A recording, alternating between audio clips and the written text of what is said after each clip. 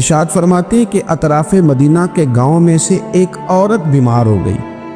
مدینہ کے ارد گرد گاؤں تھے، ان میں سے ایک عورت بیمار ہو گئی، بڑی مفلس تھی، غریب عورت تھی۔ نبی پاک صلی اللہ علیہ وسلم نہ اکثر اس کے بارے میں دریافت کرتے کہ بتاؤ اس بوڑھی اماں کا کیا حال ہے۔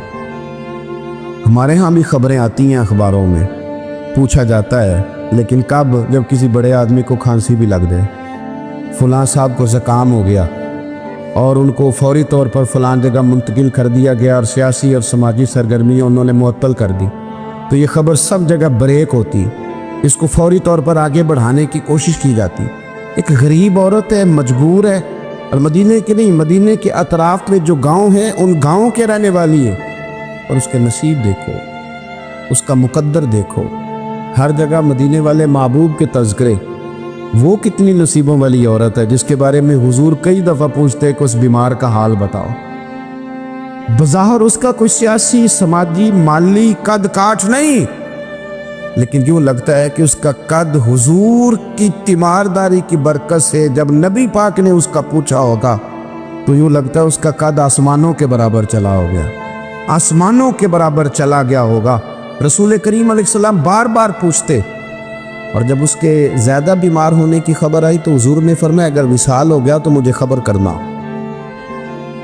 صحابہ کرام فرماتے ہیں رات کو وصال ہوا، رات کے وقت ہی غسل کفن کر کے اسے مدینہ شریف لایا گیا، لیکن جب معلومات کی گئی تو حضور بظاہر آرام فرمائے، حضور آرام کر رہے ہیں۔ صحابہ نے مناسب نہیں سمجھا کہ نبی پاک علیہ السلام کو تکلیف دی جائے، سرور کائنات صلی اللہ علیہ وسلم کو جگانا مناسب نہ سمجھا۔ لوگوں نے نماز جنازہ پڑھا، اس کو دفن کر دیا۔ حضور نے صبح پوچھا مجھے خبر کیوں نہیں دی؟ بڑے جنازے ہو کے گزر گئے، بڑے لوگ تھے جو چلے گئے، لیکن یہ کتنی نصیبوں والی ہے کہ حضور نے فرمایا مجھے بتایا کیوں نہیں؟ اب مجھے بتاؤ او یارو، ذرا غور کرنا، ساری دنیا گنبد خضرا پر، ساری دنیا حضور کی بارگاہ میں سلامی دینے، اور میرے نبی کریم صلی اللہ علیہ وسلم نے کیا فرمایا؟ فرمایا مجھے بتاتے نہیں اس کی قبر کہاں ہے؟ یعنی حضور قبر کا پتہ پوچھے محبوب؟ حضور تو ویسے کسی جگہ قریب سے گزر جائے نا تو اعلیٰ حضرت فاضل بریلوی فرماتے ہیں وہ جس سمت آ گئے ہیں کوچے بسا دیے ہیں، وہ تو علاقہ ویسے ہی مہک جاتا ہے، بس جاتا ہے۔ حضور قبر کہاں ہے؟ اس کا کوئی سیاسی قد کاٹ ہے؟ یہ کوئی بہت بڑے قبیلے کی ہے؟ حضور نے فرمایا دیکھو غریبی کو اعزاز اس طرح دینا، غریبی کے ساتھ رویہ یہ میرا اسوہ حسنہ ہے، اس طرح غریبوں کے ساتھ سلوک کرنا، پھر غریب مایوس نہیں ہوں گے، پھر غریب خودکشیاں نہیں کریں گے، پھر غریب اپنے آپ کو معاشرے سے کٹا ہوا محسوس۔ کہاں ہے اس کی قبر؟ یا رسول اللہ اس قبرستان میں یہ قبر ہے، یہ میرے نبی پاک کا اعزاز ہے، یہ حضور کا اعزاز ہے۔ ویسے تو دوسرا جنازہ جائز نہیں، اگر وارث جنازہ نہ پڑھے تو پھر دوسرا جنازہ پڑھا جا سکتا ہے، لیکن حضور تو وارث ہے نا اپنی ساری امت کے، تو نبی پاک قبر پہ کھڑے ہوئے، فرمایا بناؤ صفے، میں دوبارہ جنازہ پڑھانا چاہتا۔ ایک دیہات میں رہنے والی مفلس عورت، ایک دیہات میں رہنے والی غریب عورت، وہ بی بی جس کا کوئی بظاہر لمبا چوڑا نام نہیں، کوئی بڑے القابات سے پکارا نہیں جاتا، حضور نے 4 تکبیروں کے ساتھ امام نسائی نے لکھا ہے دوبارہ جنازہ پڑھائے، اور لوگوں کو بتایا کہ اس طرح کر کے اگر تم غریبی سے پیار کرو گے نا، ان کی مہک نے دل کے غنچے کھلا دیے ہیں، وہ جس راہ چل دیے ہیں کوچے بسا دیے ہیں۔ اور کیا خوبصورت انداز ہے فاضل بریلوی کا، کہنے لگے کہ میں مجرم ہوا کا مجھے ساتھ لے لو، کہ رستے میں ہے جا بجا تھانے والے۔ حضور آپ مہربانی کریں، ایک دفعہ تشریف لائیں، ایک دفعہ تشریف لائیں، میرا بازو پکڑ کے مجھے گزار دیں۔ وہ کتنی نصیبوں والی ہے کہ بن بلائے ہی محبوب اس کی قبر پہ پہنچ گئے ہیں۔ آپ جب تھوڑا تھوڑا نا، زیادہ نہیں تو اپنے ملازمین کے ساتھ ہی، زیادہ نہیں تو جو آپ کے تحت لوگ ہیں ان کے ساتھ ہی ہمارا رویہ ٹھیک ہو جائے۔ ایک صحابی نے ایک دفعہ پوچھ لیا کہ یا رسول اللہ صلی اللہ علیہ وسلم میرا ملازم بڑی ہی غلطیاں کرتا ہے، میرا غلام بڑی غلطیاں کرتا ہے، تو کتنی کو دفعہ معاف کروں؟ کتنی کو غلطیاں ایک دن میں کو کر سکتا ہے؟ 2 دفعہ کر لے گا، 3 دفعہ بھول جائے گا۔ سوال پوچھا نا، یا رسول اللہ صلی اللہ علیہ وسلم میرا غلام بڑی غلطیاں کرتا ہے تو کتنی دفعہ معاف کروں؟ نبی پاک علیہ السلام نے فرمایا اگر تو نے گنتی کر کے گویا پوچھا ہے تو چلو تجھے اسی طرح ہی بتا دیتے۔ حضور کتنی دفعہ معاف کروں؟ فرمایا چل ایک دن میں 70 بار تو معاف کیا ہی کرنا۔ حالانکہ 70 غلطیوں کو دل میں نہیں کر سکتا، اس نے شمار کر آخر کتنی کو دفعہ معاف کروں؟ نبی پاک صلی اللہ علیہ وسلم یہ فرمایا 70 دفعہ تو معاف کر ہی دیا کر۔ 70۔ حضرت ابو مسعود رضی اللہ تعالیٰ عنہ فرماتے مجھے کسی بات پہ غصہ تھا اور میں اپنے غلام کو مار رہا تھا، پیٹ رہا تھا، اور بار بار میں اس پر سختی کر رہا تھا۔ دور سے حضور نے دیکھا اور آوازیں دی۔ قریب جب حضور پہنچ گئے تو نبی پاک علیہ السلام نے ایک جملہ کہا، فرماتے ہیں پھر دوبارہ میں نے کبھی اپنے غلام پہ ہاتھ نہیں اٹھایا۔ اللہ کے رسول فرمانے لگے جتنا تجھے اس پر اختیار ہے نا، میرے رب کو اس سے کئی گنا بڑھ کے تیرے اوپر اختیار۔ اگر آج اللہ تعالیٰ نے یہ تقسیم کر دی ہے کہ کسی کو تمہارا ملازم بنا دیا ہے، کسی کو تمہارے ماتحت کر دیا، تو اس کا معنی یہ تو نہیں کہ تم اب اس سے پیار کرنا چھوڑ دو، اس پر شفقت کرنا چھوڑ دو۔ رسول کریم صلی اللہ تعالیٰ علیہ وآلہ وسلم نے ارشاد فرمایا کہ جتنا اختیار تمہیں اس پر ہے نا، اس سے کہیں بڑھ کر اللہ تعالیٰ کو تم پر اختیار ہے۔ مالدار لوگ توجہ کریں میری بات پر، غور کریں۔ اللہ نے مالداروں کو جو دیا ہے تو ان کی محنت کی وجہ سے نہیں دیا۔ محنت مزدور تم سے بڑھ کے کرتا ہے، اوور ٹائم لگاتا ہے۔ خدا نے نا اپنے فضل سے دیا ہے۔ میرے ایک بزرگ دوست ہیں، سادے آدمی ہیں، ان کی ایک بات میرے نا دل میں بیٹھ گئی۔ سادے لوگوں کی بات ہے، سادی سی، میں کوئی یہ نہیں آپ کو کہہ رہا کہ یہ کوئی قرآن و سنت کا معاملہ ہے، لیکن ہمارے جو سادے لوگ ہوتے ہیں نا دیہات کے، کئی دفعہ وہ سبق بڑا عمدہ پڑھاتے ہیں۔ تو کسی شخص کے ساتھ ان کا کوئی تھوڑا بہت اس کے ساتھ مدد کا رشتہ تھا، اس سے کچھ پیار کرتے تھے، کسی وجہ سے ناراضگی ہو گئی تو کسی نے ان سے کہا کہ اب چھوڑ دیں، آپ کا اس نے اتنا دل دکھایا۔ تو کہنے لگے نہیں میں چھوڑوں گا نہیں، میں دیتا رہوں گا۔ کیوں؟ کہنے لگے اس لیے کہ میرے دل میں بات بیٹھ گئی ہے کہ پتہ نہیں اللہ کدے نصیبہ نہ دے ہے، تو یہاں سے کوئی کھا جائے، کسی کی مدد ہو جائے۔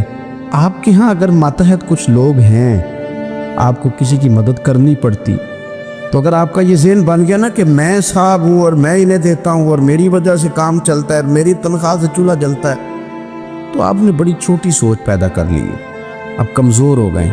اگر آپ نے یہ سوچ لیا نا کہ میں کسی کو اپنے آفس سے اپنی مل سے نکال دوں گا تو شاید اسے کہیں اور نوکری نہیں ملے گی، تو آپ چھوٹے آدمی، آپ نے کمزور سوچ رکھی۔ حدیث پاک سنیں گے تو دل ٹھنڈا ہوگا۔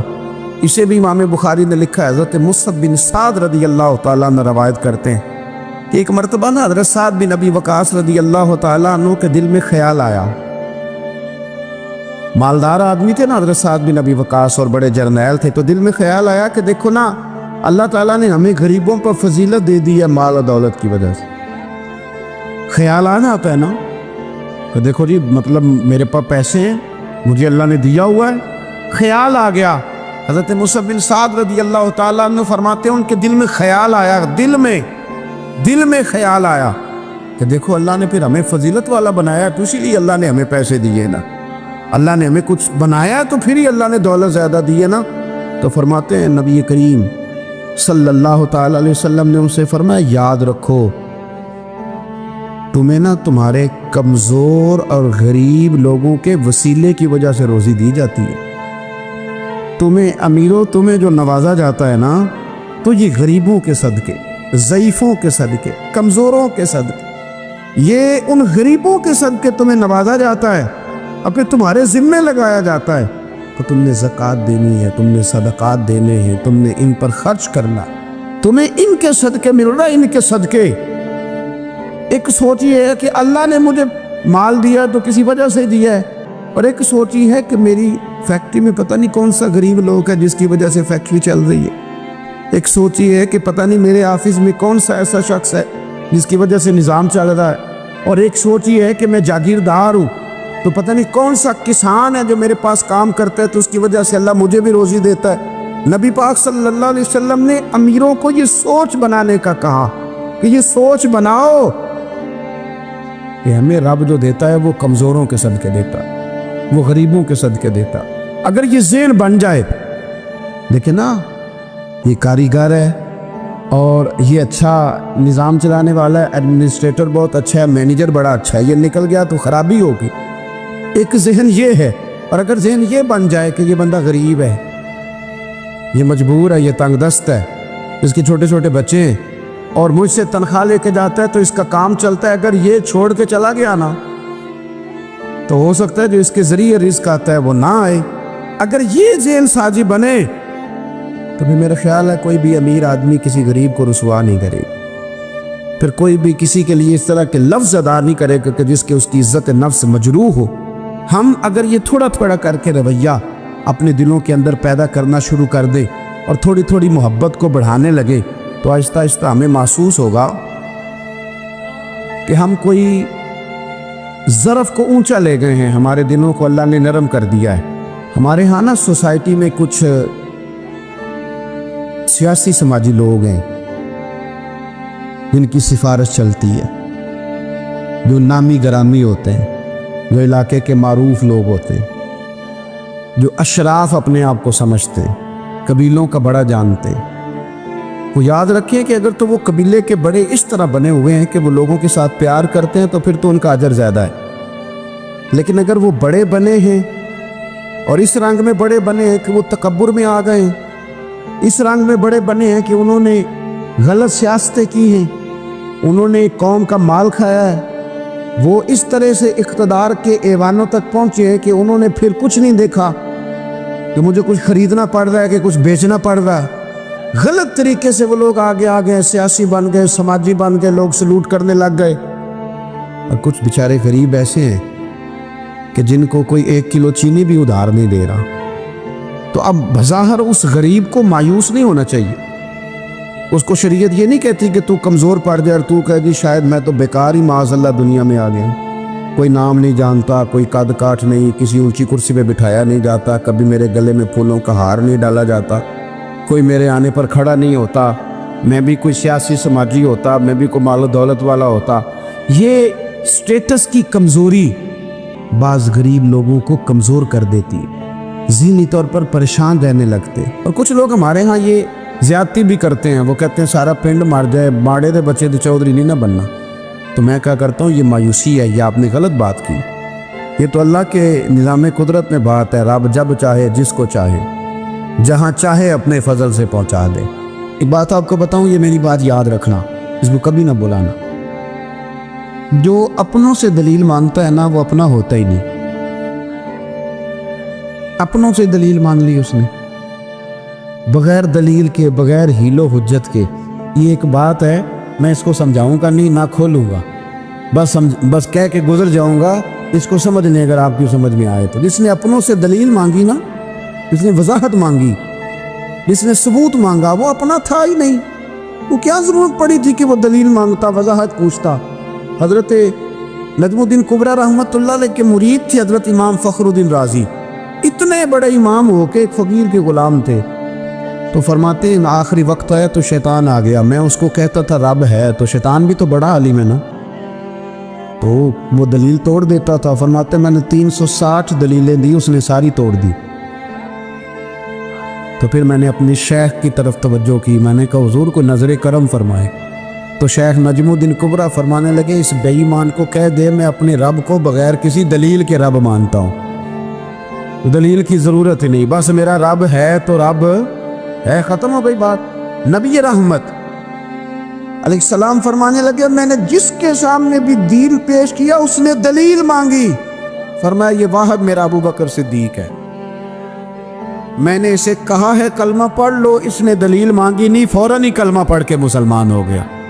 کوئی دلیل نہیں، کوئی معجزہ نہیں، کوئی طلب نہیں، کوئی شے نہیں۔ ساری زندگی مطمئن ہی نہیں ہو پائے لوگ، ساری زندگی اطمینان ہی نہیں ہو سکا، اس کو بھی سنا، اس کو بھی سنا، اس سے بھی سوال پوچھا، اس سے بھی پوچھا۔ بھائی تو نہیں، تو مطمئن ہونا نہیں چاہتا، تو بحث کرنے کے لیے علم سیکھ رہا ہے، اس نے عمل کرنے کے لیے سیکھنا ہوتا ہے، اس کو تو ایک حرف ہی بڑا کافی ہوتا ہے، تو ایک لفظ کی ضرورت ہوتی ہے، ایک جملے میں ساری زندگی لوگ گزار دیتے ہیں۔ حضرت ابو بکر صدیق رضی اللہ تعالیٰ عنہ نے بحث والا دروازہ نہیں کھولا. حضور نے کہا کلمہ پڑھو تو انہوں نے کلمہ پڑھا اور مسلمان ہو گئے. کوئی دلیل، کوئی وضاحت، کسی چیز کی کوئی حاجت ہے، ختم ہو گئی بات. اصل مسئلہ پتہ کیا ہے؟ جو لوگ سوچ سمجھ کے چلتے ہیں نا، تو سوچ کتنی ہے انسان کی، وہ کتنا کام دے. یہ جو وارفت بھی ہوتی ہے نا، یہ جو محبت ہوتی ہے، یہ جو پیار ہوتا ہے، یہ زندگی کو آسان کر دیتا ہے. سوچنے سمجھنے کے دائروں سے آدمی نکل جاتا ہے. اس کا کام وہ کہتا ہے کہ میں نے سوچنا نہیں، میں نے ماننا ہے. میں نے رب رسول کی ذات کے بارے میں سوچنا نہیں، میں نے ماننا ہے. تو ماننے والے لوگ جو ہوتے ہیں وہ فائدے میں ہوتے ہیں. تو عمل کر رہے ہیں، بات مانی، عمل کیا. عقل کا بے شمار اور بے دریغ استعمال، اپنی چھوٹی عقل سے بڑے مسئلے حل کرنے کی کوشش کرنا، انسان کو نقصان دیتا ہے. بہت ساری جگہوں پہ وہ الجھ جاتا ہے. ہر جگہ عقل استعمال کرنا، لیکن رب رسول کے معاملے میں نہ استعمال کرو ورنہ نقصان ہو. عقل چھوٹی ہے اور اللہ رسول کی ذات بڑی ہے. کبھی بھی اس دائرے میں بند کرنے کی کوشش نہ کرنا. جناب ابو بکر صدیق رضی اللہ تعالیٰ عنہ ہر معاملے میں، ہر معاملے. ایک حدیث بخاری کی، شاید میں نے پہلے بھی عرض کی تھی، لیکن چونکہ وہ عنوان کے لحاظ سے ایک بہت بڑی دلیل ہے، دوبارہ عرض کرتا ہوں. نبی پاک علیہ السلام نے 1500 کے قریب صحابہ سے فرمایا تھا کہ چلو عمرہ کرنے چلیں. عمرہ کرنے جب ہم جاتے ہیں نا تو ہمارے گلے میں پھول بھی ڈالے جاتے ہیں، اور آپ کو پتہ ہے بتانا بھی پڑتا ہے لوگوں کو کہ میں عمرہ کرنے گیا ہوں. پھر روٹی بھی پکتی ہے، پھر سب رشتہ داروں کو پتہ بھی چل جاتا ہے. اور بندہ چلا جائے ایئرپورٹ تو احرام باندھا ہونا تو پتہ چلے نا فلائٹ تو 24 گھنٹے لیٹ ہے. تو جن کو حکم ہے نا کہ تم نے سی بھی نہیں کرنی، وہ بھی روڑے اٹھا لیتے ہیں. احرام باندھا ہوا ہے، حکم ہے کہ اب تم نے کوئی جھگڑا، کوئی لڑائی، کوئی فساد ہے تو ایئرپورٹ پہ لوگ روڑے اٹھا لیتے ہیں. کہتے ہیں ہم ایئرپورٹ بھی توڑیں گے اور فلائٹ کا جو عملہ ہے اس کا گریبان بھی پکڑیں گے. بڑا کچھ ہی دنیا کرتی ہے. اور اگر کسی کے پیر صاحب نے کہا ہو چلو عمرہ کریں، اللہ اکبر، اور پھر ایئرپورٹ پہ جا کے پتہ چلے کہ پیر صاحب کے ساتھ تو دھوکہ ہو گیا ہے، بندہ غلط نکلا ہے، پیری مریدی قائم رہے گی؟ سوال ہی نہیں پیدا ہوتا، سوال ہی نہیں پیدا ہوتا. میرے ساتھ ایک سنگی نے ایک دفعہ بات کی، کہنے لگا جی پیر صاحب کامل نہیں. میں نے کہا کیا غلطی ان میں پائی جاتی ہے؟ کہتے میں انہوں نے پوچھ کے باہر دے پیسے جمع کرائے سا، پھر میرا کام نہیں بنیا. میں کہ تو پیر پڑھ لے، تیرے تو کوئی نجومی پڑھنا چاہیے تھا، کوئی نجومی ہونا چاہیے تھا تیرے لیے، تاکہ وہ اچھی طرح غور کرتا ہے. جی آپ کو پتہ ہے نا اہل سنت میں کتابیں بھی نکلتی ہیں. کئی لوگ کہتے ہیں یہ کوئی کتاب کٹ کے دسو. میں کیوں کسی لکھی نہیں تو کٹیے کی تو وہ کون سی کتاب ہے جو آپ کہہ رہے ہیں نکالیں اور ذرا بتائیں کہ فلانا کام میرے لیے ٹھیک رہے گا کہ نہیں. ایک استخارہ ہے دین میں، اور استخارے کا بھی بابت معاملہ یہ ہے کہ آپ نے استخارہ کر لیا، اس کے بعد بھی آپ حتمی فیصلہ نہیں کریں گے. بزرگ کہتے ہیں کہ استخارہ کر کے بھی یہ کہو کہ جی میری سمجھ میں یہ آیا ہے، باقی حقیقتوں کا علم اللہ جانے، اللہ کا رسول جانے صلی اللہ علیہ وسلم. حقیقتوں وہی جانتے. تو الجھے نہیں زندگی میں. 1500 کے قریب صحابہ تھے. حضور نے فرمایا احرام باندھو بھائی، عمرہ کرنا ہے. حدیبیہ کے مقام پہ گئے تو قریش مکہ نے روک لیا، نہیں کرنے دیں گے. جب بات بہت آگے بڑھی تو پھر شرطیں لکھی گئی. شرطیں بڑی سخت ہیں کہ جو مسلمان مکے سے مدینے آئے گا مدینے والے واپس کریں گے، اور اگر کوئی مسلمان مدینے سے مکے چلا گیا تو مکے والے واپس نہیں کریں گے. ہم ان کے لوگ دیں گے، وہ ہمارا بندہ دیں گے نہیں. یہ شرطیں تھی. صحابہ پریشان تھے. اب جب شرطیں طے ہو گئیں، شرطیں بھی سخت ہیں، نبی کریم علیہ السلام نے فرمایا بھی احرام کھول دو، فلائٹ کل نہیں جانی، پرسوں نہیں جانی، یعنی عام اس سفر میں عمرہ کر ہی نہیں رہے، احرام کھول دو. تو امام زرقانی کہتے ہیں سب لوگ پریشان تھے. سب سے پہلے حضرت ابو بکر صدیق اٹھے، سب سے پہلے اٹھے، اٹھ کے احرام کھولا. ایک شخص نے کہا آپ کو بڑی جلدی ہے، تو آپ فرمانے لگے جلدی والی بات ہی کوئی نہیں، حضور کے کہنے پر باندھا تھا، نبی پاک کے کہنے پر کھول دیا ہے، ختم ہو گئی بات. حضور نے فرمایا باندھ لو تو ہم نے باندھ لیا، حضور نے کہا کھول دو تو ہم نے کھول دی. جلدی والی کیا بات ہو. صحیح بخاری کے لفظ ہیں. حضرت عمر کہتے ہیں کہ میری سمجھ میں بات نہیں آتی تھی، دب کے صلح کیوں کریں، ہم تو 313 تھے، تو ہم نے بدر میں ان کو بھگا دیا تھا، اب تو ہم 1500 ہیں، تو ہم ان سے قتال کریں گے، لڑائی کریں گے، جنگ ہوگی. حضرت عمر فاروق رضی اللہ تعالیٰ عنہ فرماتے ہیں حضور نے شرطیں طے کر لیں، بات لکھی گئی. میں نبی پاک کے حجرے میں داخل ہوا، خیمہ لگا ہوا تھا. میں نے جاتے ہی اپنی جذبہ جہاد کا اظہار کیا اور بڑے جلال میں یا رسول اللہ آپ سچے رسول ہیں؟ بالکل سچا ہوں، قرآن سچا ہے، بالکل سچا ہے، اسلام سچا ہے، بالکل سچا ہے، حضور ہم دب کے صلح کیوں کریں؟ نبی کریم علیہ السلام نے فرمایا عمر تجھے تیری ماں روئے، میں اللہ کا رسول ہوں، میں وہی کہتا ہوں جو میرا رب مجھے حکم ارشاد فرماتا ہے۔ کہتے میں نے فوراً عرض کی یا رسول اللہ صلی اللہ علیہ وسلم آپ نے فرمایا نہیں تھا کہ عمرہ کریں گے؟ تو حضور نے فرمایا کہا تھا عمرہ کریں گے، یہ تو نہیں کہا تھا کہ اسی سال ہی کریں گے، کریں گے تو کریں گے۔ جناب عمر کہتے میں واپس تو آ گیا پر وہ میرے اندر جو جذبہ جہاد تھا ابھی ٹھنڈا نہیں ہوا۔ چند قدموں کے فاصلے پہ ابو بکر صدیق کا خیمہ تھا، کہتے میں ان کے خیمے میں جھک گیا، وہی سوال میں نے دہرائے، وہی میں نے کہا عمر ابو بکر یہ سچے رسول ہیں؟ کہا بالکل سچے، قرآن سچا ہے، سچا ہے، اسلام سچا ہے، سچا ہے، تو پھر ہم دب کے صلح کیوں کریں؟ جناب عمر فرماتے ہیں میں قربان جاؤں ابو بکر کے لفظوں میں بھی فرق کوئی نہیں آیا، حروف بھی اتنے ہی جتنے نبی کریم نے ادا کیے تھے۔ حضرت ابو بکر فرمانے لگے عمر تجھے تیری ماں روئے، وہ اللہ کے رسول ہیں، مرضی سے بات نہیں کرتے، وہی کہتے ہیں جو رب انہیں حکم ارشاد فرماتا ہے، بئی نہیں وہی لفظ۔ فرماتے میں نے فوراً کہا، میں نے کہا ابو بکر حضور نے فرمایا نہیں تھا کہ عمرہ کریں گے؟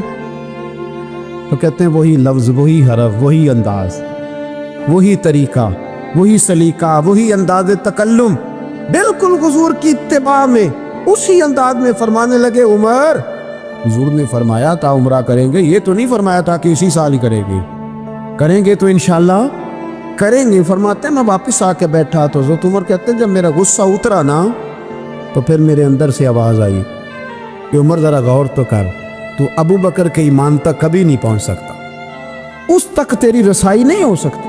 میرے بھائی اتنی بحثیں ہیں ہمارے زمانے میں، اتنا الجھاؤ ہے، اتنا الجھاؤ ہے، یعنی ہر بندہ رائے کا اظہار کرنا ضروری سمجھتا ہے، ہر بندہ کہتا ہے جی میرے خیال میں، ہر بندہ کہتا ہے جی میرا ذہن یہ ہے، بلکہ کچھ تو کہتے ہیں میں اندر کی خبر نہ دوں آپ کو، یعنی اب پتہ نہیں اس کے پاس اندر کی خبریں کیسے آئی ہیں، وہ سمجھ میں نہیں آتی بات۔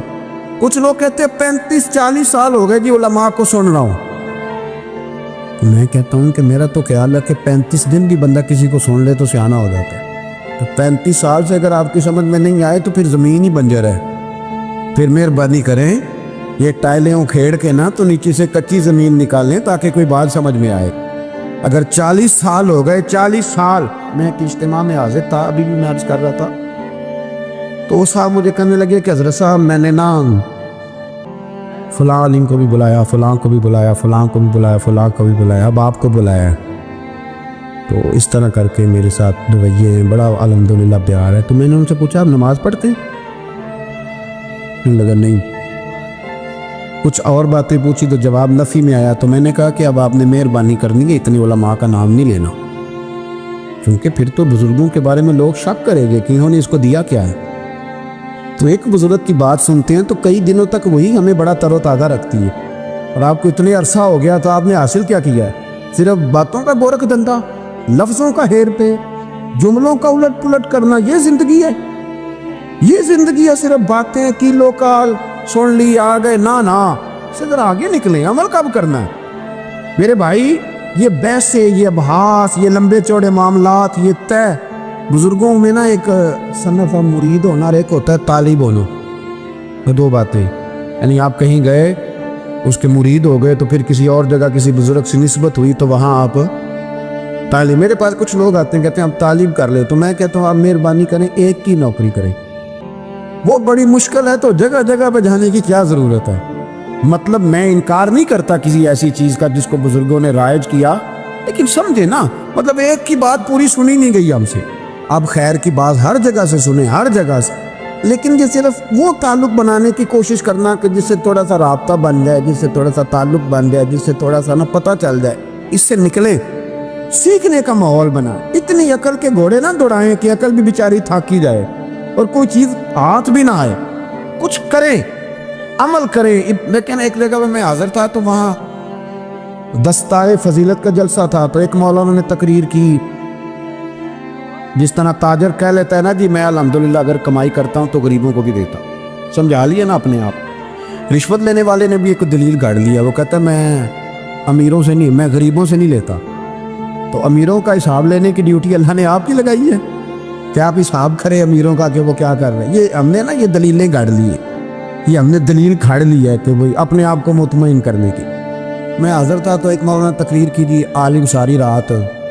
یہ صرف علماء کی بات نہیں، ہر طبقے نے اپنے بارے میں اس طرح کی چیزیں یاد کر لی ہیں، ہم نے رٹ لی ہیں۔ جیسے خامد نے یاد کر لیا ہے کہ کسی غیر کے لیے سجدہ جائز ہوتا تو اللہ عورت کو حکم دیتا، نبی پاک حکم دیتے کہ وہ خامد کو سجدہ کرے۔ تو بی بی نے بھی یاد کر لیا ہے کہ حضور نے فرمایا تم میں سب سے بہتر وہ ہے جو بیوی کے حق میں بہتر ہے۔ سب نے اپنی اپنی مرضی کی چیزیں، دوسری کی مرضی کی چیز کسی نے یاد نہیں کی، سب نے اپنی اپنی مرضی کی چیزیں یاد کر دی۔ تو مولانا تقریر کر رہے تھے، کہنے لگے جی حضور نے فرمایا ہے کہ عالم ساری رات سویا رہے اور عابد ساری رات عبادت کرتا رہے، درجہ پھر بھی عالم کا زیادہ ہے۔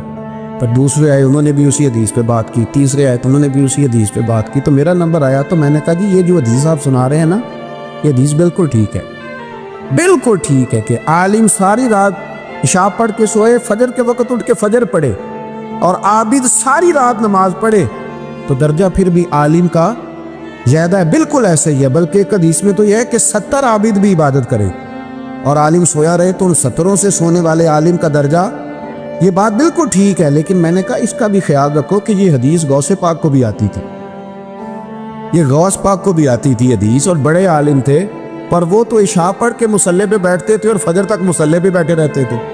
حالانکہ یہ حدیث انہیں بھی آتی تھی، یہ حدیث خواجہ معین الدین چشتی کو بھی آتی تھی، اور وہ بڑے عالم تھے، لیکن اس کے باوجود وہ عشاء پڑھتے تھے اور فجر تک مصلی پر بیٹھے رہتے تھے۔ حضرت عثمان غنی سے بڑا عالم تو کوئی نہیں نہ ہوگا اس زمانے میں، حضرت عثمان غنی رضی اللہ تعالیٰ عنہ جیسا شخص تو کوئی نہیں نہ ہوگا، پر وہ عشاء کے بعد قرآن پاک پڑھنا شروع کرتے تھے اور فجر سے پہلے پہلے قرآن پاک ختم کر لیا کرتے۔ تو دلیلیں صرف بحث کے لیے یاد نہ کریں، اپنے آپ کو بچانے کے لیے یاد نہ کریں، اپنے وجود کو سکون دینے کے لیے دلائل نہ یاد کریں۔ میں دین کے کس دائرے سے کس طرح بچ کے نکل سکتا ہوں اس کے لیے دلائل یاد نہ کریں، عمل کے رستے پہ آئیں، عمل کے رستے پر۔ آپ حدیث پاک سنیں گے اور اس حدیث پاک کے جو خوبصورت پہلو ہیں اس پر آپ غور کریں گے۔ حضرت سیدنا سہل بن سعد انصاری رضی اللہ تعالیٰ عنہ فرماتے ہیں ہم نبی پاک علیہ السلام کی خدمت میں حاضر تھے تو ایک شخص قریب سے گزرا، تو حضور نے اپنے پاس بیٹھے ہوئے ایک شخص سے فرمایا اس کے بارے میں تیرا کیا خیال ہے؟ تو اس نے عرض کی حضور یہ بڑا لوگوں میں معزز آدمی ہے، بڑا اس کا اکرام ہے۔ ہوتے ہیں نا لوگ سیاسی ہیں، سماجی ہیں، بڑی اتھارٹی رکھتے ہیں، بڑے سردار ہیں، بڑے چودھری، حضور اس کا بڑا مقام ہے۔ اس نے دلیل دی کہ یا رسول اللہ اگر یہ کسی جگہ پیغام نکاح بھیجے گا تو اس کو رشتہ دے دیا جائے گا، لوگ پسند کریں گے اس کے ساتھ رشتہ داری کرنا،